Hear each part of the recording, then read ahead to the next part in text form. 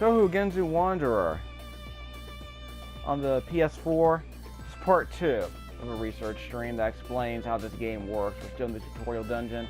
I'll bring down the game audio in a second. Assigning tactics lets you control your partner's actions. We've reached the second part of the game where the partner principle is introduced, because in the last video I explained what happens, the basics of moving around with just one character. Now we're going to have two. From here on, Photomo will join you as your partner. Unite your powers and overcome the dungeon. Hold triangle to get the cross menu and press left for status. That's fine. Please follow me. Your partner will follow you. Attack. Your partner will attack nearby enemies. Explore. Your partner will explore the dungeon. Stand by. Your partner will wait at their current position. Okay. Partner will follow one of 4 strategies. Follow. Partner towards following Raimi. Attack. Partner towards attacking enemies. Explore. Partner towards exploring the dungeon. Wait. It waits at the current location. Hold triangle and press the left button to bring up the status screen. Change your partner's strategy from here. Okay. First things first. Okay, these are all enemies here, so we got a problem. First things first. Options, game settings.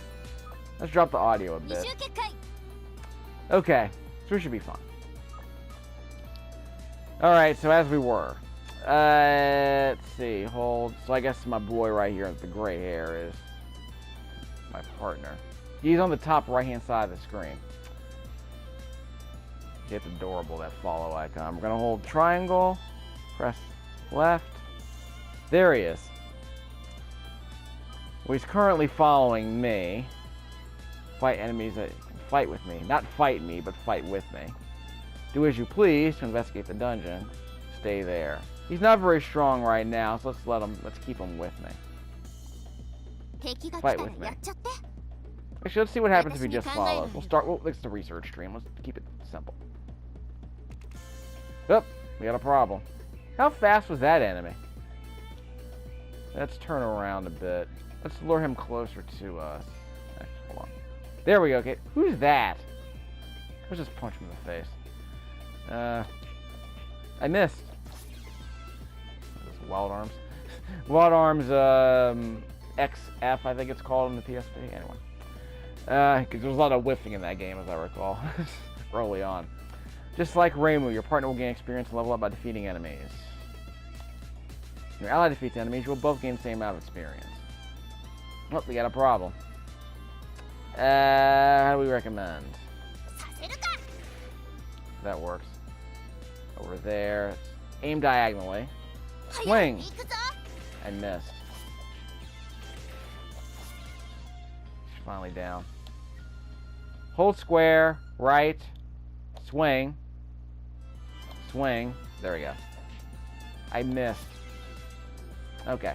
So I got this worked out. Okay.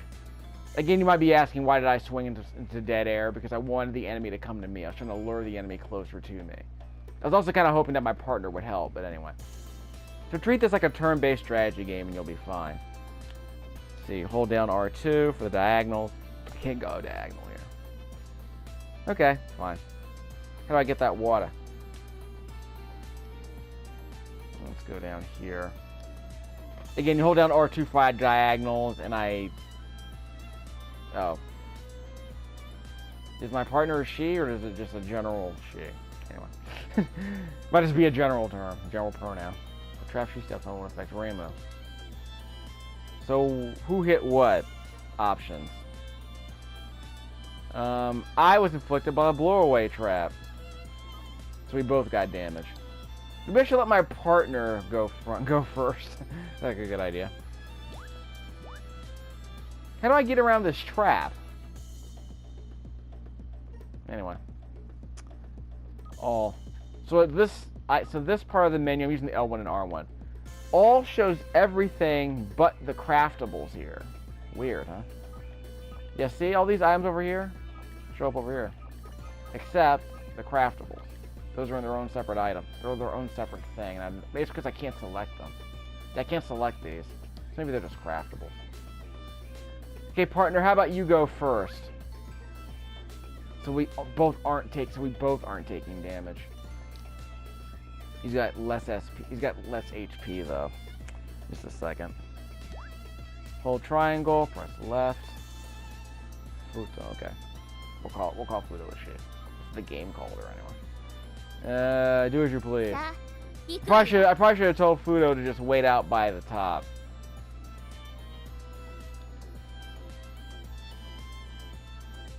Well, she can't explore, she can't get anywhere. Yeah, I can't get around this thing. So I took that damage, I took that L. So now I know. Wait, come get back here. Follow me. Yeah, she's coming back in my direction, okay. Anyway. Partner can equip the weapons, armor, accessories that you have found. From your inventory, select the equipment you want to equip, then select partner. Okay, there you go. You can equip items to them from the partner status screen. Dual wielding is exclusive to Reimu. Your partner cannot equip 2 weapons. Oh, I didn't know I could equip 2 weapons myself. Let's try this. Inventory. That's the level of experience each of my items have. What if I give this to my partner? Equip partner. So now my partner has it. Okay, so my partner is wearing the level 5 shield. Okay, so that makes sense now. So I can let my partner carry the high level items if I want. Oh yeah, by the way, my partner is also getting HP back as we're wandering around. Because the game explained that you get experience. You gain health as you wander around. Found forgotten umbrella fabric. Triangle inventory.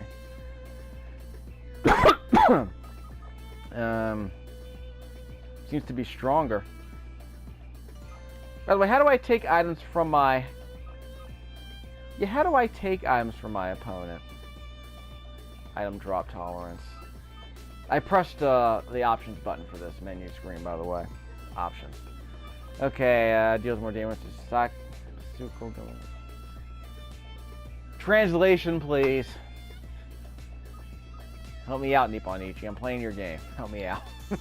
Meet me halfway, you know what I'm saying? Alright, power up a limit. Restores a lot of HP, erases negative effects, so we'll get to that later. Increases max HP capacity. That's good. Increase weapons, etc. and so forth. Trade even when worn, but whatever. Yeah, okay, we'll get to that later. So how do I see what my partner's carrying? Triangle, status. Okay, so it's down there. How do I unequip it, though? Oh, okay, so I'm pressing the X button. Okay, so let's go back a bit. Okay, triangle, left. Go down to equipment. He's carrying this. Press X. Press X again. You can unequip it. Equip that. Let's have more of the weak stuff. Actually, well, let's give him the strong stuff for now. Then I'll let my character, the Shrine Maiden, carry the really good stuff. Carry the weaker stuff for now. I gotta protect myself from disease, so we'll worry about my partner later. Let's grab this. Souvenir wooden sword. Which one's better? Attack down. So we're gonna give this one to what's his name? Equip with the partner. Ooh, we can dual wield. We'll get to that later. Give this one to my partner. Okay, so my partner has a sword now. How's the status? Attack 1. Okay, so finally Futo has the higher attack level. Okay, Futo, what are we up to? Some spell cards will also affect your partner. Spell card just received can revive your partner. Good. Use it while your partner is still around. When your partner faints, HP will recover from 0 to 1 once. Okay, fine. Your partner will have the resurrect condition. Cannot type the spectral character affecting the next floor. Oh, okay, fine.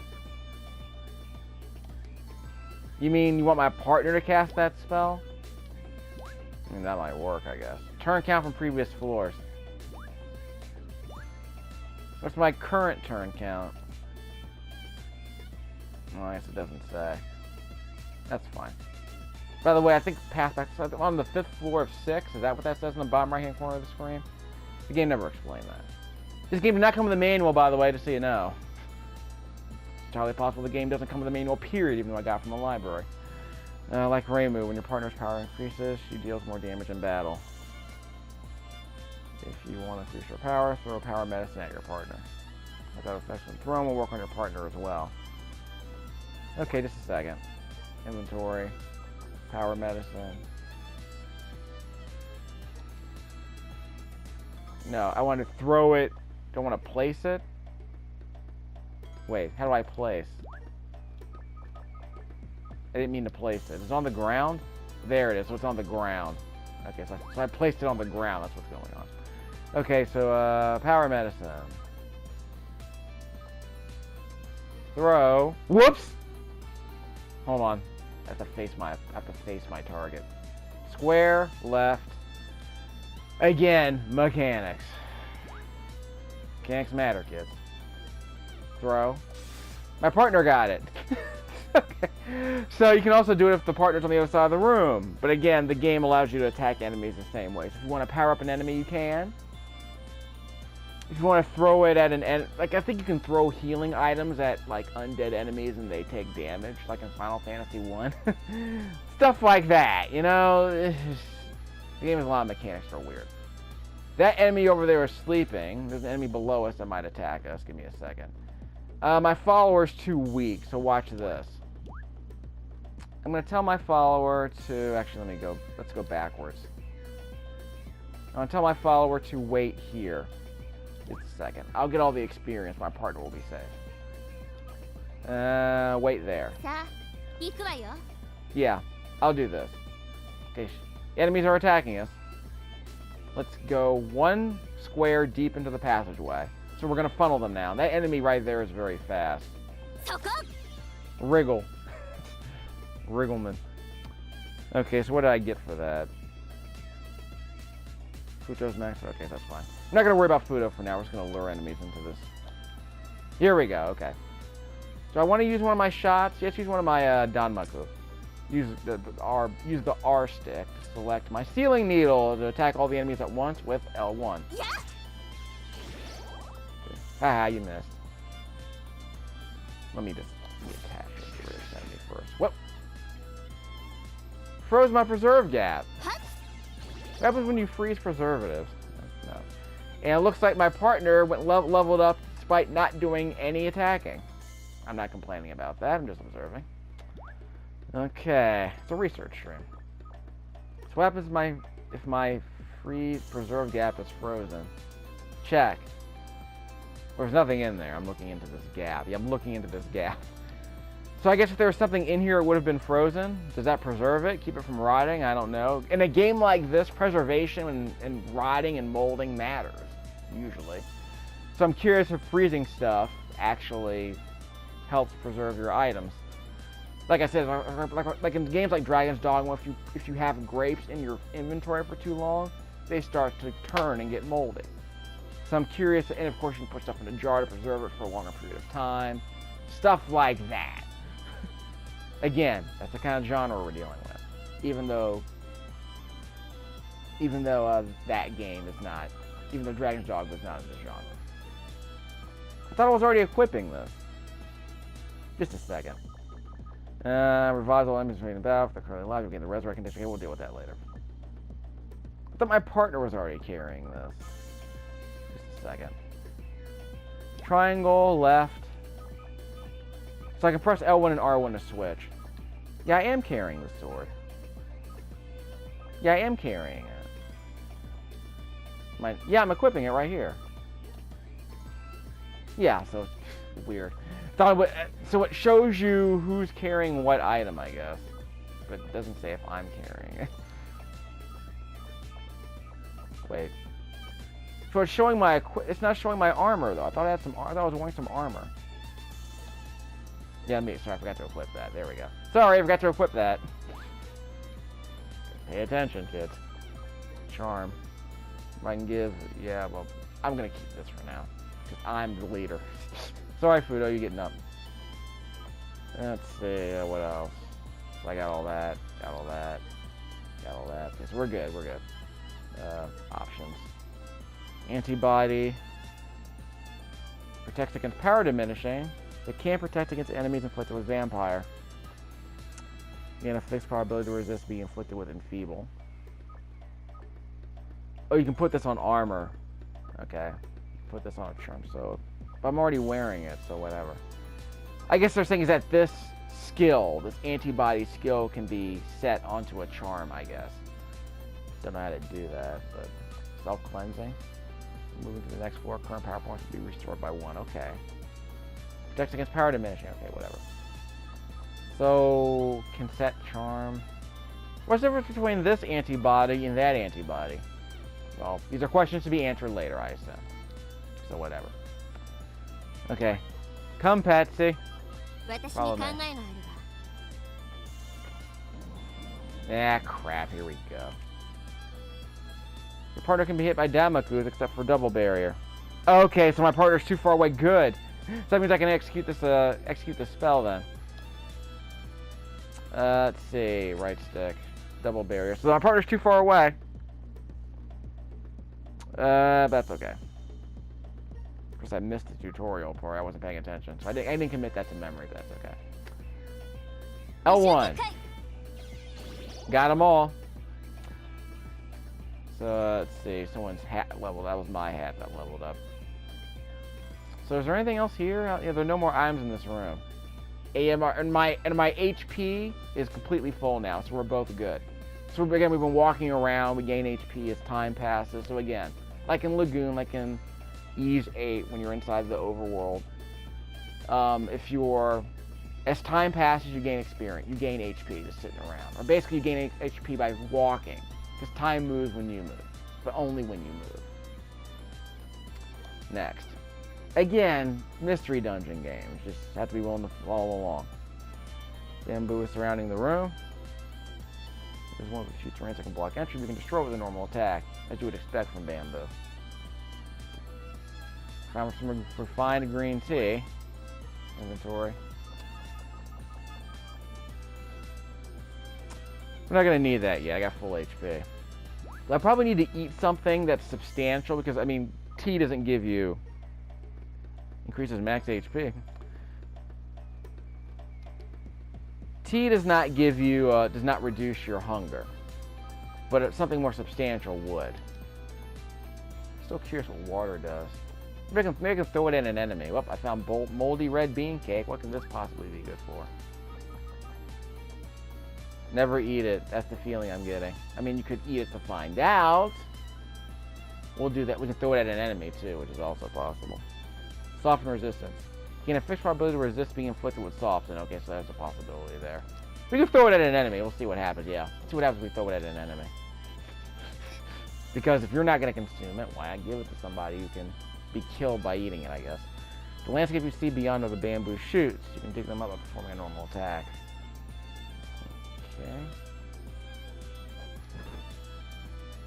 Oh, I got a bamboo shoot. Did I pick it up? Now I got it. Now what does it do? I mean, do I shoot bamboo shoots?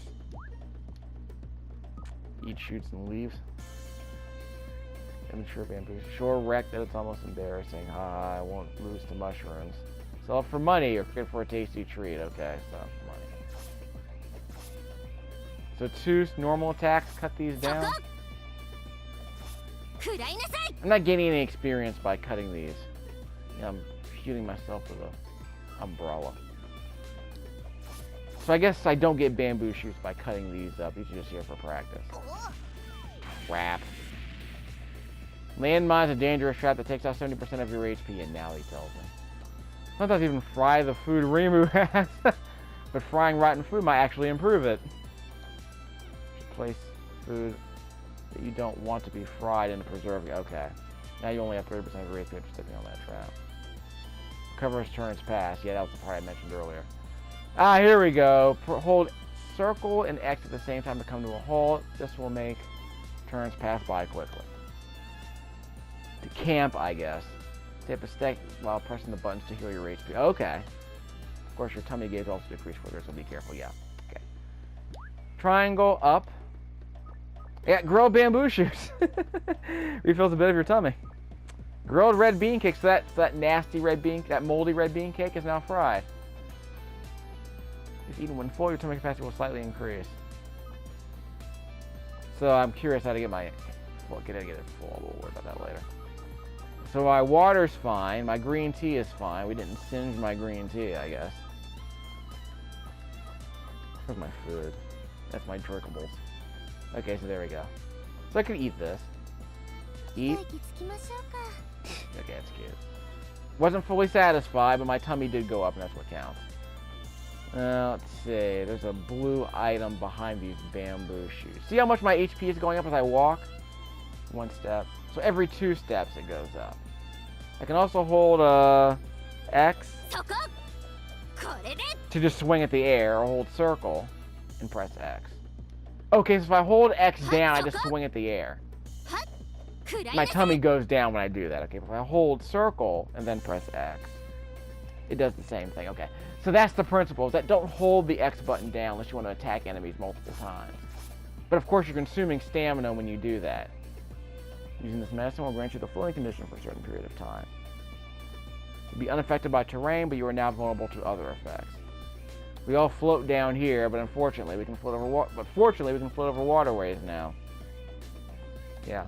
Well, can you float over traps? That's my question. I think we got everything we needed, though. Great job. This concludes the tutorial. Hooray. Yeah, it's best to learn by playing, because we want to be obtuse. Now they want me to challenge the dungeon.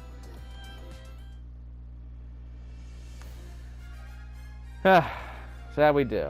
Save to return to the Hakurei Shrine. Playtime, score, turns, money. Score. No restarts. That's how many P points I have. Maybe the score is based on how many P points and money I had. I don't know. Playtime took a while because I was explaining and reading. You know how it goes. My tummy. Do I get tummy points? My Fudo doesn't have a tummy. That's interesting. Yeah, L1 and R1. Cancel. Okay, so I go back to that screen. Alright, so that's fine. So chopping down the bamboo doesn't give you items, and it doesn't give you experience. Oh well. So again, mystery dungeon games are weird. I dig them, but they're weird. So if I can get my hands, I mean, there was a demo for Sword of the Stars that I was never able to load on Steam. It's a very old game. It's like maybe 7 years old by now. But it's a game kind of like this. It's hard, it's punishing, but it's a mystery dungeon game. And that game actually has a, what do you call it? That game has a, how do I describe it? Let me get my auto. There's an auto skip. Trackpad. Okay, so let the story play out. Sword of the Stars was a game that had a cone, like a cone of vision system, like Metal Gear Solid. I want to say it was based on lighting, where I believe if you had a torch in that game, you were able to see what was in front of you. But if the enemy was behind you, you wouldn't be able to see it unless you turned around, that kind of thing. So I want to revisit that game. Little Biscuit did a WTF about Sword of the Stars when it came out, and again, there was a demo available on Steam a year ago. I can go back and check out that game later, but my backlog is stupid. I think this was the game. This Wanderer game was the game I got mailed to me as part of a special delivery for the library. Because I know I wanted to get my hands on Gravity Rush Remaster, because I knew that one was rare, and I've done several videos on that. I played it for about 3 hours. It's not that great. I can't tell if it was this game or the Bullet Ballet game that I ended up getting on special delivery too. But the idea is that there are games that I do order from the library for an interlibrary loan because they're rare and they sound interesting, and I want to be able to get my hands on them and kind of sample them. I want to say this game's probably worth about $25-30 used. The thing about games like this is that they tend to not be very popular, I want to say, at places like GameStop, so you'll probably be able to get them for a decent price. But some some merchants that specialize in Japanese video games may charge a bit more for it, because I want to say these games are a lot more popular among their clients. I think Izuna 2 was reasonably priced, but that was like 7 or 8 years ago when I sold that. So I'm curious if that game's ridiculously expensive. Like I said, games like Guided Fate Paradox. That game was $10 when I got it. It's probably worth less than that now. It's a PS3 game. So if you're interested in games like this, you still have a PS3, you want to save a bit of money, that game might be worth checking out, because I sampled that one, and I think I still own that. I'll check. I don't know if I have any other Mystery Dungeon games in my collection now that I think about it. Because I don't even think I have that many on PC. So that's the kind of genre I want to play more of, because I did kind of dig Nightmare Draga, I did kind of dig Izuna 2, and Shiren the Wanderer was interesting. So I'm curious how this, if I play more games like this, how that will turn out. There'll be a lot of me explaining. Of course, I've done a bunch of videos on Fatal Labyrinth, just because I was curious how the heck, how I could play a game like that after all these decades. Okay, I think we're done with the story. But, so, and by the way, this disc came with a copy of TOUHOU. So again, this game is TOUHOU Genso Wanderer. It came with a copy of TOUHOU Double Focus, which I'll play a video of later. It looks like a pretty crappy Metroidvania game. Super low budget. We'll see how it goes once I play it. It looks like a Flash game, basically. So we'll see how it goes.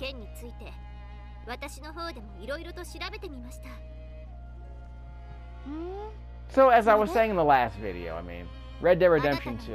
What if there were a Red Dead Wanderer game? A Red Dead Mystery Dungeon game? How many of Red Dead Redemption 2's defenders would respond with a generous appreciation of the game design decisions that went into that game? Because obviously the debate right now is that Red Dead Redemption 2 is being treated like a third-person action game with clunky controls and a lot of weird do-nothing mechanics that are based more on role-playing than actual meaningful progress. Either progression towards improvement or decline, because, spoiler alert, your main character has issues. And I thought it was interesting. I mentioned this before. In fact, I'm supposed to do... Stop. That's stupid panning. Anime. You got remember, you always have to start at the waist and pan up. What is this? Yeah. Sid Meier's Pirates is a game that I actually have on PC. I need to play that. That was a game that was about managing decline in the end, because Red Dead Redemption 2 is apparently about a game where you get weaker over time. Sid Meier's Pirates is a game that starts out with a power curve, because you gain, you know, notoriety or prestige, you gain gold, you defeat enemies, and then at a certain point in that game, your character is over the hill. He gets older, he gets slower. I think he gets a disease at some point. I think diseases happen randomly in Pirates. I'll go back and check. This is Sid Meier's Pirates, the 21st century version that came out. It also came out on the Wii. I believe it's also a PS2 game. It was definitely a PSP game, which I own. And that was a game where, again, it was like a traditional Pirates game. Getting into fights with pirates. But there were also mini games where there were these fencing mini games. And over the course of the game, as your character got older, I want to say the input lag increased, so your character was slower. And when your character got hit, they took more damage. So as they got older, they moved more slowly, and certain strategies became more difficult because you couldn't just mash on the buttons to get through a fencing minigame anymore. You basically had to employ a different strategy as you got older. Now, of course, there was the whole bit about, okay, I've played this game for a while, so I'm familiar with the AI's tendencies. I know how to accommodate enemies that can counter me more quickly because my sword swings are more sluggish. So maybe instead of mashing on the attack button, maybe I should just wait for a counter-attacking ability. Maybe I should parry instead of attacking and then counterattack. Maybe I should work on the long game where I hold out in the rope-a-dope, wait for the enemy to attack, and then once I've parried off most of their attacks, then I can, counter. So instead of me attacking first when I was younger, I was countering as I got older, because I was cagier now. I knew what the AI was likely to do, and I knew how to counter them, so that kind of thing. And of course, at some point, you could retire in Sid Meier's Pirates. But the idea was, as you got older, certain activities became riskier, so you were less likely to do them, unless you were willing to take that risk of dying or losing all your gold to another pirate, that kind of thing. So that game, over time, was about managing decline by making decisions. Should I continue to do what I did when I was a younger pirate? Or should I move on and stop trying to hunt down pirates and just focus on, building gold, focus on my wife, focus on selling and trading, that kind of thing. Which is cool. NPR made a big deal about that when they were talking about Red Dead Redemption 2. They made a big deal about the fact that your hero at some point is going down, is on the other side of the power curve. The main character in Red Dead Redemption is losing abilities that they were given early in the game. Or at least I guess the game is arguing the game gets harder because your character is harder to control. And at some point the character gets sick. Again, spoiler alert, but whatever. The point is that if you have a game where your character gets weaker over time, we're not talking about an abilities thing like in Metal Gear Revengeance, I think, or was it, not Bayonetta. A bunch of games do this, where they give you a bunch of skills. Like in this game has an abilities thing, where it's like, okay, you have a bunch of skills, you have a bunch of really strong weapons, and you lose them all. Because you're supposed to lose this fight. But lots of games do the abilities thing, where like you're really strong at the very beginning, and then the game, Castlevania Symphony of the Night did that. You take away all your weapons. Abilities. Well, imagine a game where it's not really an abilities, but I think it might be interesting to see a game where you have a bunch of skills, and you practice with them, you learn them, you get comfortable with them, and then the game takes them away. Just flat out whips them away from you. Or the game makes you lose one of your skills during the game. So you have to figure out how to play the game by determining which skills you can afford to go without. Because most people who play video games, when they get new skills, they stop using the old ones. But what if you had a game where it's like you had a bunch of skills, but eventually over time you lose them? Let's say in a Just Cause 2 or any Just Cause sequel, over time you still can use your grapple, but let's say that after a while you can't use certain guns. So you're going to have to use your tether, you're going to have to use your grapple gun. Or let's say, in fact, it's like I have a dumb durability system. Yeah, you can challenge yourself like that. Because I remember I was listening to the Quarter to 3 podcast several years ago, and there was a developer who was talking about open world games he loved, and he said Just Cause 2 was his favorite open world game of all time. But he has a son, and he's like, he has a very young kid. He's like, okay, I don't want my kid running around shooting people, so I'm gonna set a rule saying, okay, son, you can play Just Cause 2, but you can't shoot guns. Which is interesting because in Just Cause 2, guns are a lot more valuable than they are in Just Cause 3 or 4. Because in Just Cause 3 or 4, you can use your tether to do anything. You don't need a gun, really. But in Just Cause 2, it's a bit more difficult. So I think the argument was that, okay, my kid is going to get through Just Cause 2 without using guns. So that means he's going to have to tether people all the time. So we would end up doing things like tethering enemies to a building and then, pistol and then whipping them with his grapple arm. So basically turning enemies into piñatas and then slashing them with his melee attack, which is in a way is more brutal than using a gun. But the idea of hanging somebody and then slashing them to death seems a bit more brutal than shooting them with an assault rifle. Anyway. Again, so you could play other games with a mechanic like that if you wanted, because the power curve in Just Cause sequels tends to be kind of, it starts out really high and it just gets absurdly high at some point. You can basically get weapons delivered to you all the time. I never did that, because after a while it seemed too easy to just have a submachine gun delivered to me on command. This felt over the top. So I can understand why future games started pushing that sort of skill back further on the skill tree. Because you know what they're thinking. They're thinking Just Cause 2 is a game where you're allowed to you were just ridiculously overpowered at all times. And the challenge for people like me was to not abuse that power by, again, refilling all my ammo all the time in the middle of a firefight, getting an RPG delivered to me all the time because I had too much money in that game. So it was stupid easy for me to just get whatever I wanted whenever I wanted it. So I started challenging myself by doing like foraging.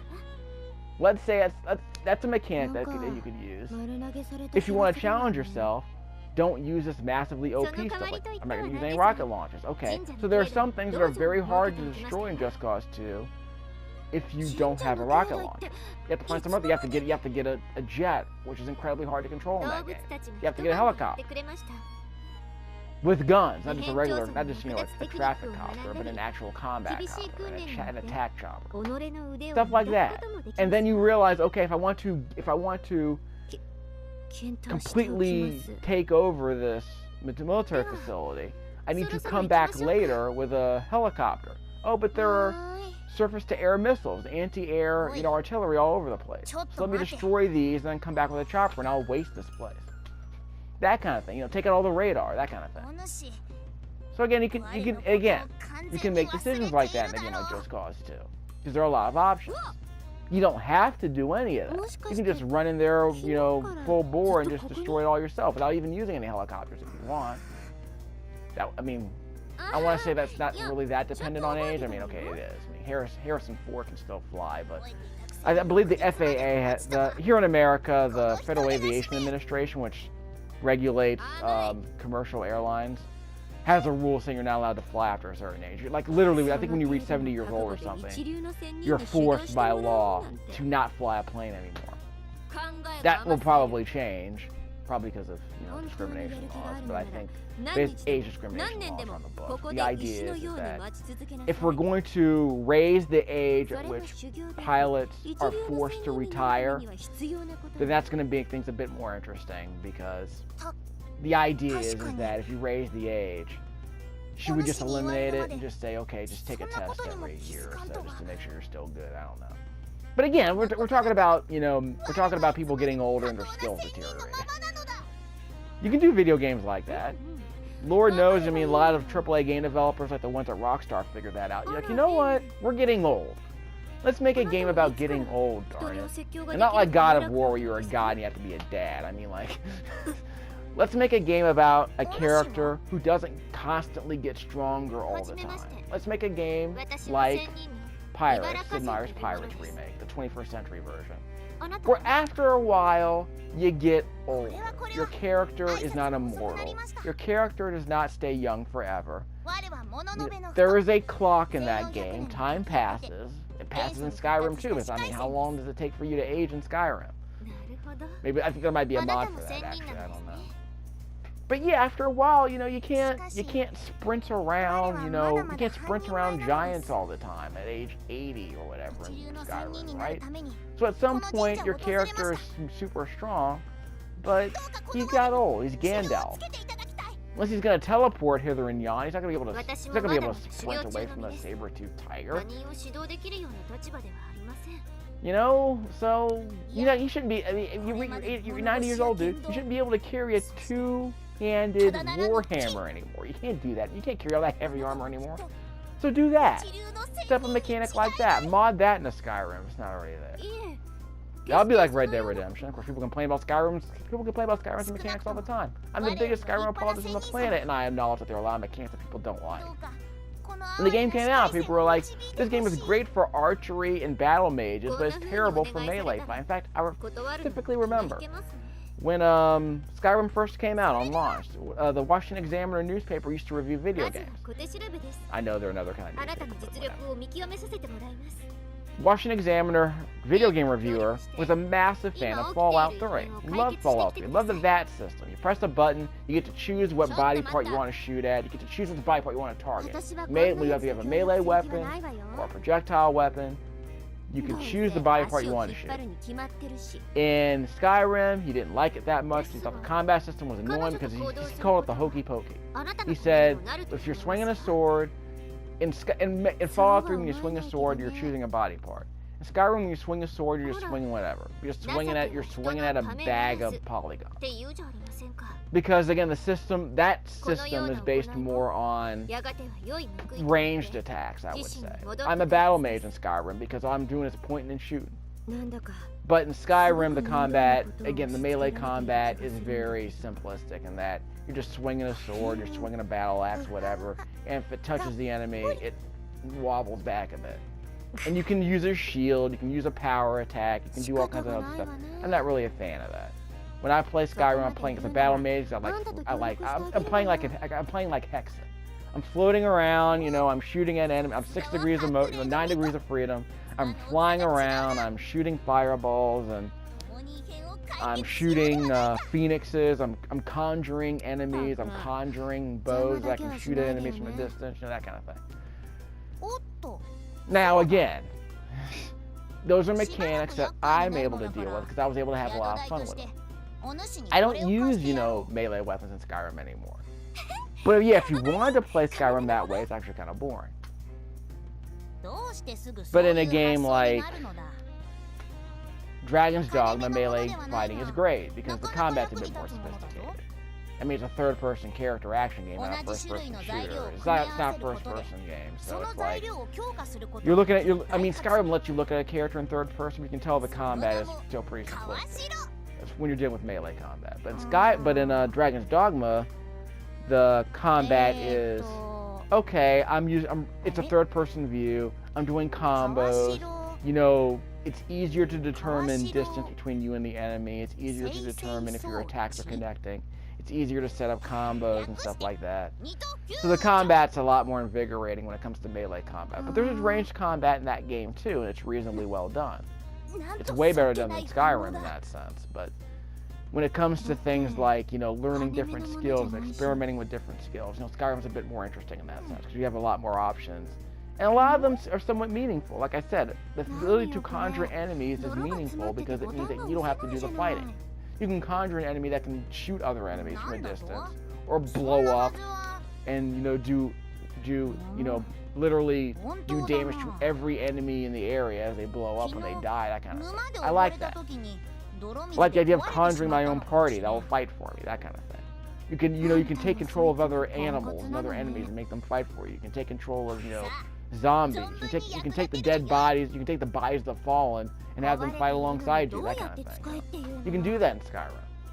It's not particularly, you know, there's not a lot of depth to it, I would argue. The depth, and basically it's like the game lets you do a bunch of different things, but all you really need to do is just swing away with your sword. But frankly, swinging with the sword is boring, so I prefer to play as a battle mage where I can have my companion do most of the fighting, and I summon, you know, a fire creature to do all the rest of the fighting for me. Again, the game gives you options and I exploit them. The game's more fun when I do. Which is my reaction to Just Cause 2, 3, and 4, frankly. And yet, in Red Dead Redemption 2, I guess the argument is, there was only one way to do it. Are we done? How do I save this game? Okay, that was how I finished the last game. This is how I finished the last game. Oh, there I go. There's my save. So save and return to the title. So I was ranting, so you can sit through that cutscene. Hope you enjoyed that, because I wasn't really paying any attention to it. So that was my rant for the day. Red Dead Redemption 2 and mechanics people hate. This has been TOUHOU Genso Wanderer, a mystery dungeon game that I know most of you watching this video aren't gonna like. But I wanted to be able to explain how some of the mechanics that are involved because, again, it's a game in a genre I'm somewhat familiar with and I'm somewhat comfortable with.